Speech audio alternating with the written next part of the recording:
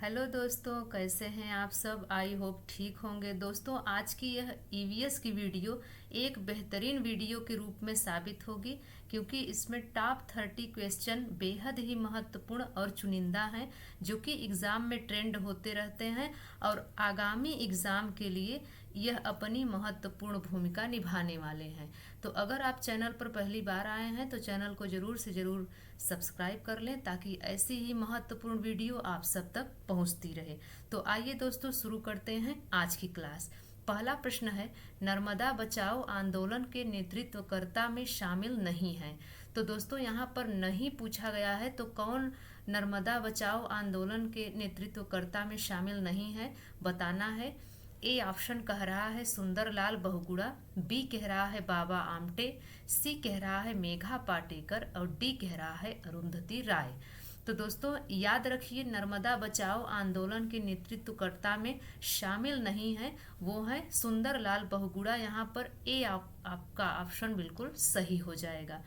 दोस्तों, नर्मदा बचाओ आंदोलन जब हुआ था तो यह कब हुआ था, तो याद रखिए 1989 में यह आंदोलन हुआ था। और कहाँ से शुरू हुआ था, तो यह शुरू हुआ था एमपी से लेकर मध्य प्रदेश से शुरू होकर गुजरात के बीच में यह फैला हुआ था। तो ये आप सभी याद रखिए। और किस नदी पर हुआ था, तो याद रखिए नर्मदा नदी पर हुआ था। और क्यों किया गया था, तो ये भी आपको जानना जरूरी है। बांध के विरोध में, जो नर्मदा नदी पर बांध बनाए गए थे उसके विरोध में यह आंदोलन किया गया था।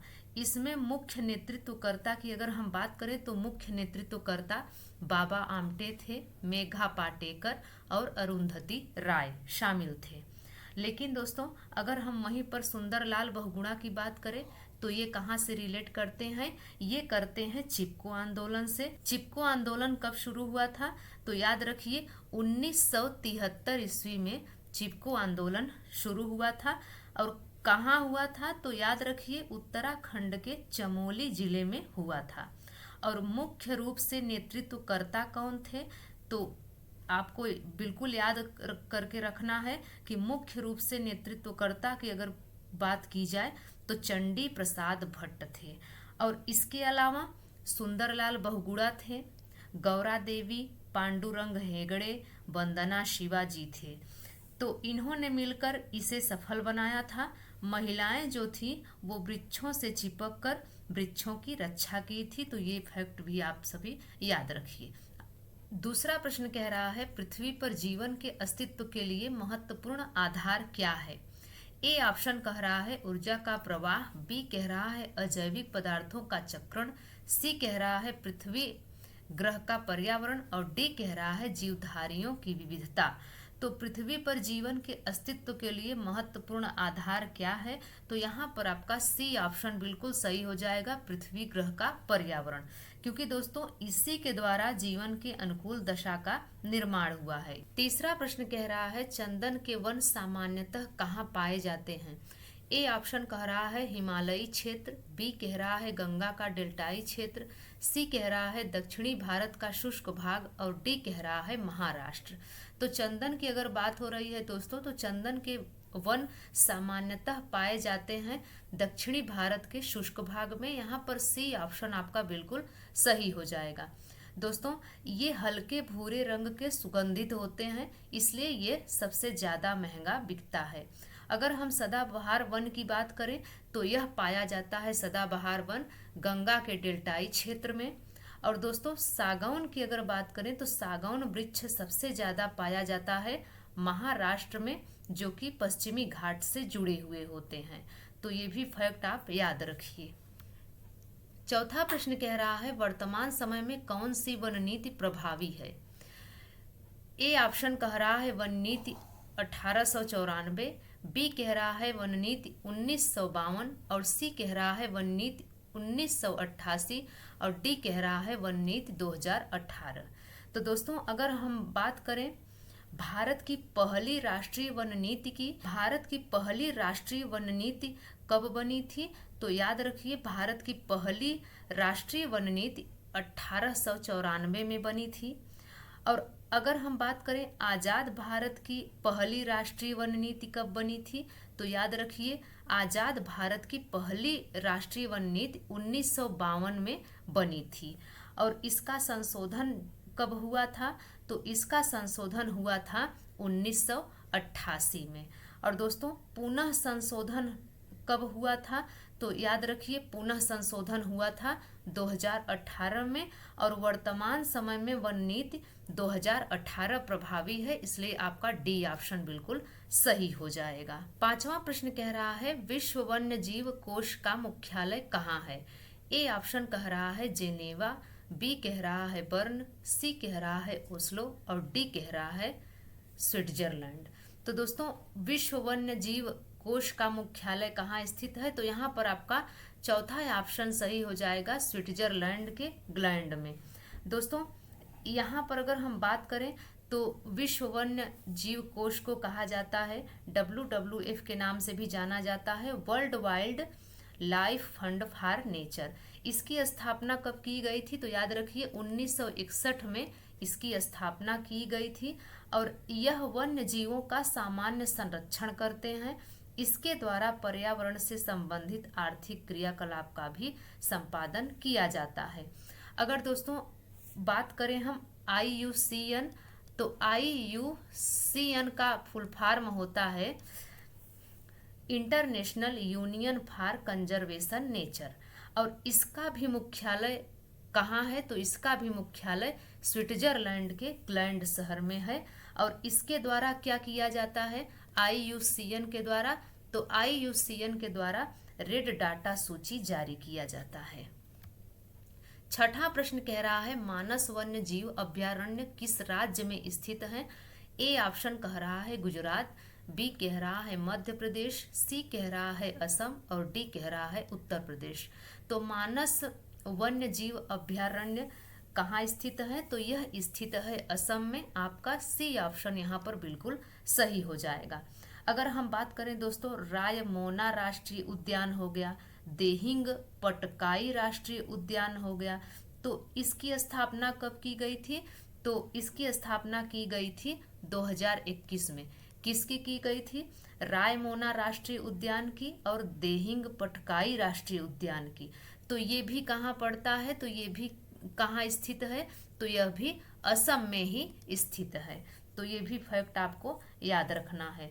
अगर दोस्तों अगर कहा जाए प्रश्न में कि भारत का पहला राष्ट्रीय उद्यान कौन सा है, तो याद रखिए भारत का पहला राष्ट्रीय उद्यान जिम कार्बेट राष्ट्रीय उद्यान है। इसका नाम बदलकर अब कर दिया गया है रामगंगा राष्ट्रीय उद्यान। यह कहाँ है, तो यह नैनीताल में है। और नैनीताल कहाँ स्थित है, तो नैनीताल उत्तराखंड में स्थित है। और उत्तराखंड की अगर हम बात करें दोस्तों, तो उत्तराखंड में नंदा देवी एक चोटी है, नंदा देवी एक चोटी है। और नंदा देवी चोटी के नाम से ही एक नंदा देवी राष्ट्रीय उद्यान पार्क भी स्थित है। तो अगर हम उत्तराखंड की बात कर रहे हैं तो उत्तराखंड को फूलों की घाटी भी कहा जाता है।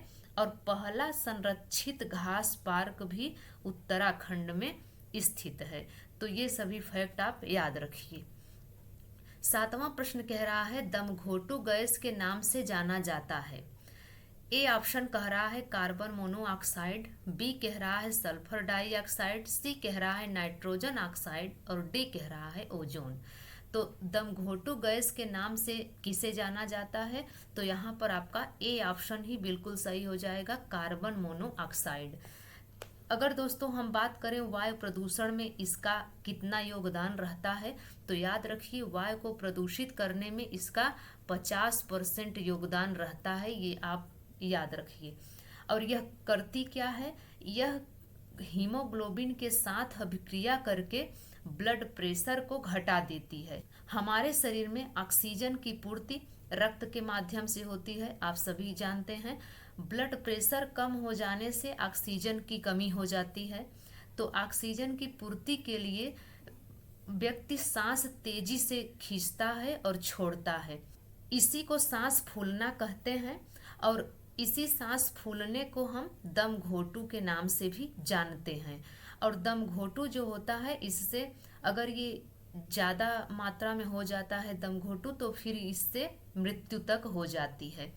अगर दोस्तों सल्फर डाइऑक्साइड की बात करें तो इसे क्रैकिंग गैस के नाम से भी जाना जाता है। इसको कहते हैं क्रैकिंग गैस, तो ये भी आप याद रखिए। आठवां प्रश्न कह रहा है 1903 में भारतवर्ष की प्रथम चीनी मिल स्थापित की गई। आपके ऑप्शन है प्रतापगढ़ में, प्रतापपुर में, मवाना में या बलरामपुर में। तो 1903 में भारतवर्ष की प्रथम चीनी मिल स्थापित की गई, तो वह की गई प्रतापपुर में। यहाँ पर बी ऑप्शन आपका बिल्कुल सही हो जाएगा। और दोस्तों अगर हम गन्ना की उत्पादन की बात करें तो गन्ना उत्पादन में प्रथम स्थान किसका है, तो याद रखिए गन्ना उत्पादन में प्रथम स्थान उत्तर प्रदेश का है। और दोस्तों यहाँ पर अगर हम बात करें गुड़ की डलिया किसे कहा जाता है, तो गुड़ की डलिया यूपी को ही कहा जाता है, अर्थात उत्तर प्रदेश को ही कहा जाता है। और प्रतापगढ़ किसके लिए प्रसिद्ध है, तो याद रखिए प्रतापगढ़ आंवले के लिए प्रसिद्ध है। तो ये फैक्ट आप सभी याद रखिए। अगला प्रश्न कह रहा है भारत में सबसे पहले रेल मार्ग तैयार हुआ था। तो यहाँ पर दोस्तों अगर हम देखें भारत में सबसे पहले रेल मार्ग तैयार हुआ था, तो यहाँ पर ए ऑप्शन आपका बिल्कुल सही हो जाएगा 1853 में। 1853 में मुंबई से लेकर के ठाणे के बीच में ट्रेन चलाई गई थी, जिसकी दूरी कितनी थी, तो जिसकी दूरी 34 किमी थी। और दोस्तों यह पहली यात्री रेल थी जो कि मुंबई से ठाणे के मध्य चली थी। अगर हम बात करें 1851 की, तो 1851 में मालगाड़ी का सफल परीक्षण किया गया था। और कहाँ किया गया था, तो याद रखिए रुड़की में इसका सफल परीक्षण मालगाड़ी का किया गया था। अगर दोस्तों हम बात करें 1859 की, तो 1859 में यूपी में यानी कि उत्तर प्रदेश में प्रथम रेल सेवा शुरू किया गया था। और प्रयागराज से लेकर के कानपुर के मध्य में यह रेल चलाई गई थी, प्रयागराज से कानपुर के मध्य में। तो ये फैक्ट आप याद रखिए। अगला प्रश्न कह रहा है निम्न में से किस जनपद में कालिंजर किला स्थित है। ए ऑप्शन कह रहा है झांसी, बी कह रहा है बांदा, सी कह रहा है चित्रकूट और डी कह रहा है जालौन। तो निम्न में से किस जनपद में कालिंजर किला स्थित है, तो चाहे दोस्तों कालिंजर किला हो या फिर कालिंजर मेला, अगर ये दोनों कहीं आपको दिखते हैं, प्रश्न अगर पूछ लेता है कि कालिंजर किला स्थित है या फिर कालिंजर मेला, तो याद रखिए आपको बांदा टिक करना है, क्योंकि कालिंजर किला बांदा में स्थित है और कालिंजर मेला भी बांदा में लगता है। अगर दोस्तों मेले की बात ही आ गई है, तो याद रखिए पुष्कर मेला कहाँ लगता है, तो पुष्कर मेला लगता है राजस्थान में। और सबसे बड़ा मेला कहाँ लगता है, तो सबसे बड़ा मेला सोनपुर में लगता है। तो ये आप सभी याद रखिए, सोनपुर में सबसे बड़ा मेला लगता है। और नग कटैया मेला कहाँ लगता है, तो याद रखिए नग कटैया मेला वाराणसी में लगता है। और ददरी मेला कहाँ लगता है, ददरी मेला तो यह लगता है बलिया में, ददरी मेला बलिया में लगता है। तो ये सभी फैक्ट आप याद रखिए। अगला प्रश्न कह रहा है उत्तर प्रदेश राज्य सड़क परियोजना निगम की स्थापना कब की गई। तो दोस्तों अगर हम बात करें उत्तर प्रदेश राज्य सड़क परियोजना निगम की स्थापना कब की गई, तो ये की गई है 1972 ईस्वी में। यहाँ पर आपका सी ऑप्शन बिल्कुल सही हो जाएगा। दोस्तों पर्यावरण पर पहला सम्मेलन जिसे स्टॉकहोम सम्मेलन कहा जाता है, यह भी 1972 में ही किया गया था। और वन्य जीव संरक्षण अधिनियम कब पारित हुआ था, तो याद रखिए 1972 में ही वन्य जीव संरक्षण अधिनियम पारित हुआ था। और पर्यावरण संरक्षण अधिनियम कब पारित किया गया था, तो पर्यावरण संरक्षण अधिनियम 1986 में पारित किया गया था। अगला प्रश्न कह रहा है निम्नलिखित में से कौन सा विश्वविद्यालय अयोध्या में स्थित है। तो दोस्तों अगर हम बात करें कि अयोध्या में स्थित विश्वविद्यालय की, तो यह विश्वविद्यालय जो है उसका नाम है आचार्य नरेंद्र देव कृषि एवं प्रौद्योगिकी विश्वविद्यालय, यहाँ पर आपका बी ऑप्शन बिल्कुल सही हो जाएगा। अगला प्रश्न कह रहा है भारत का प्रथम विश्वविद्यालय माना जाता है। तो दोस्तों जब भारत का प्रथम विश्वविद्यालय पूछा जाए तो यहाँ पर आपका ए ऑप्शन बिल्कुल सही हो जाएगा, नालंदा विश्वविद्यालय। यह प्राचीन विश्वविद्यालय है। और दोस्तों प्रथम महिला विश्वविद्यालय इसका नाम है। इसके पहले कुलपति का नाम क्या है तो वो भी जानना जरूरी है। तो इसके पहले कुलपति का नाम डी.के. कर्वे है। तो याद रखिए पहले कुलपति का नाम डी.के. कर्वे है। अगर क्वेश्चन में आए पूछ ले तो आपको डी.के. कर्वे को ही टिक करना है। अगला प्रश्न कह रहा है लुई पास्चर ने किसकी खोज की थी। आपके ऑप्शन है पोलियो टीका, इंसुलिन, रेबीज रोधी टीका या पेनिसिलिन।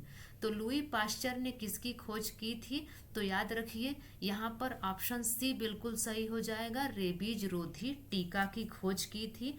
और दोस्तों याद ये भी रखना है कि दूध के पाश्चुरीकरण की खोज भी किसने किया था। दूध के पाश्चुरीकरण की खोज भी लुई पास्चर ने ही किया था। दूध को अचानक गर्म करके अचानक ठंडा कर लिया जाए और उसे प्लास्टिक में पैक करके बेचते हैं। तो जो पाश्चराइज्ड दूध होता है तो इसका खोज भी लुई पास्चर महोदय ने किया था। अगला प्रश्न कह रहा है सीसा से मनुष्य का कौन सा अंग सर्वाधिक प्रभावित होता है। आपके ऑप्शन है आँख, कान, तंत्रिका तंत्र या इनमें से कोई नहीं। तो सीसा से मनुष्य का कौन सा अंग सर्वाधिक प्रभावित होता है तो दोस्तों यहाँ पर आपका सी ऑप्शन बिल्कुल सही हो जाएगा, तंत्रिका तंत्र। शीशा युक्त जल के सेवन करने से एनीमिया रोग हो जाता है। और एनीमिया रोग किसके कारण होता है तो याद रखिए शरीर में जब आयरन की कमी हो जाती है तो एनीमिया रोग हो जाता है। अगर हम दोस्तों कान और आँख की बात करें तो ये सर्वाधिक प्रभावित होते हैं किससे तो ये सर्वाधिक प्रभावित होते हैं पारा से। पारा युक्त जल के सेवन से क्या हो जाता है तो पारा युक्त जल के सेवन करने से मिनी माता रोग हो जाता है। अगला प्रश्न कह रहा है भारत के किस राज्य में टीन अयस्क का प्रमुख भंडार है। ए ऑप्शन कह रहा है असम, बी कह रहा है जम्मू कश्मीर, सी कह रहा है छत्तीसगढ़ और डी कह रहा है पश्चिम बंगाल। तो भारत के किस राज्य में टीन अयस्क का प्रमुख भंडार है तो यहाँ पर आपका सी ऑप्शन बिल्कुल सही हो जाएगा, छत्तीसगढ़ में। अगर दोस्तों हम बात करें कि छत्तीसगढ़ के थोड़े और फैक्ट जान लेते हैं कि छत्तीसगढ़ में टीन अयस्क का प्रमुख भंडार तो है ही, साथ ही भारत का सर्वाधिक नक्सल प्रभावित राज्य छत्तीसगढ़ ही है। और दोस्तों क्या याद रखना है, अगर जम्मू कश्मीर की बात करें तो जम्मू कश्मीर केसर का एकमात्र उत्पादक है। तो याद रखिए जम्मू कश्मीर में केसर की उत्पादन की जाती है, केसर के लिए जाना जाता है जम्मू कश्मीर। और दोस्तों असम की अगर हम बात करें तो असम जाना जाता है बिहू त्योहार के लिए। और बात करें अगर हम पश्चिम बंगाल की तो पश्चिम बंगाल दक्षिणेश्वर काली मंदिर के लिए प्रसिद्ध है। और दोस्तों सुंदरवन पश्चिम बंगाल में ही स्थित है और गंगा सागर मेला का आयोजन भी पश्चिम बंगाल में होता है। अगला प्रश्न कह रहा है निम्नलिखित वृक्षों में से कौन सा वृक्ष पर्यावरणीय संकट माना जाता है। ए ऑप्शन कह रहा है बबूल, बी कह रहा है अमलतास, सी कह रहा है नीम और डी कह रहा है यूकेलिप्टस को। तो यहाँ पर दोस्तों वृक्ष जो हैं वो पर्यावरणीय संकट माने जाते हैं। तो कौन से वृक्ष हैं तो यहाँ पर आपका डी ऑप्शन बिल्कुल सही हो जाएगा, यूकेलिप्टस को। इसको दोस्तों एक और नाम से जाना जाता है, सफेदा के नाम से भी यूकेलिप्टस को जाना जाता है। और आपने तालाब में देखा होगा कि जलकुंभी भी पाई जाती है। तो जलकुंभी जो है वो पूरे तालाब को घेर लेती है, पूरे तालाब में फैल जाती है, वो भी पर्यावरण के लिए एक आतंक ही मानी जाती है। अगला प्रश्न कह रहा है निम्नलिखित में से कौन सी नोबल गैस नहीं पाई जाती है। तो यहाँ पर अगर हम ऑप्शन को देखें तो ए ऑप्शन कह रहा है हीलियम, बी कह रहा है आर्गन, सी कह रहा है रेडान और डी कह रहा है नियान। तो नोबेल गैस नहीं पाई जाती है तो यहाँ पर अगर हम बात करें रेडान की तो रेडान नहीं पाई जाती है। सी ऑप्शन आपका बिल्कुल सही हो जाएगा। अगला प्रश्न कह रहा है ओजोन परत निम्नलिखित में से किस मंडल में पाई जाती है। ऑप्शन को हम देखें तो ए ऑप्शन कह रहा है क्षोभ मंडल, बी कह रहा है मध्य मंडल, सी कह रहा है समताप मंडल और डी कह रहा है आयन मंडल। तो ओजोन परत किस मंडल में पाई जाती है, तो याद रखिए ओजोन परत पाई जाती है समताप मंडल में। यहाँ पर सी ऑप्शन आपका बिल्कुल सही हो जाएगा। और दोस्तों एक चीज और याद रखिए कि डाबसन का प्रयोग जो किया जाता है, डाबसन इकाई का प्रयोग किसके लिए किया जाता है, तो डाबसन इकाई का प्रयोग ओजोन परत को मापने के लिए किया जाता है। अगला प्रश्न कह रहा है पर्यावरण किससे बनता है। तो याद रखिए दोस्तों, अगर हम ऑप्शन को देखें तो ए ऑप्शन कह रहा है जैविक घटकों से बनता है, बी कह रहा है भू आकृतिक घटकों से, सी कह रहा है अजैविक घटकों से, डी कह रहा है उपर्युक्त सभी से। तो दोस्तों पर्यावरण बनता है किससे, तो यहाँ पर अगर हम देखें तो जैविक घटक पाए जाते हैं पर्यावरण में, अजैविक घटक भी पाए जाते हैं। तो इनके साथ साथ जो भू आकृतिक घटक होते हैं जो पृथ्वी से जुड़े हुए हैं वह भी शामिल होते हैं। तो यहाँ पर आपका डी ऑप्शन बिल्कुल सही हो जाएगा। अगला प्रश्न कह रहा है जलवायु तथा मौसम संबंधी घटनाएं वायुमंडल में किस परत से संबंधित हैं। ए ऑप्शन कह रहा है मध्य मंडल, बी कह रहा है समताप मंडल, सी कह रहा है अयन मंडल और डी कह रहा है क्षोभ मंडल। तो जलवायु तथा मौसम संबंधी घटनाएं वायुमंडल के किस परत से संबंधित हैं, यहाँ पर आपका डी ऑप्शन बिल्कुल सही हो जाएगा, क्षोभ मंडल। अगर दोस्तों पृथ्वी से 18 किमी ऊपर जाएं, कितना 18 किमी, तो हमें क्या मिलता है, तो हमें क्षोभ मंडल मिलता है जहाँ पर बादल बनते हैं, वर्षा होती है, जलवायु तथा मौसम संबंधी घटनाएं जो होती हैं वो क्षोभ मंडल में होती हैं। अगला प्रश्न कह रहा है पृथ्वी के चारों ओर गैसों के समूह को क्या कहते हैं।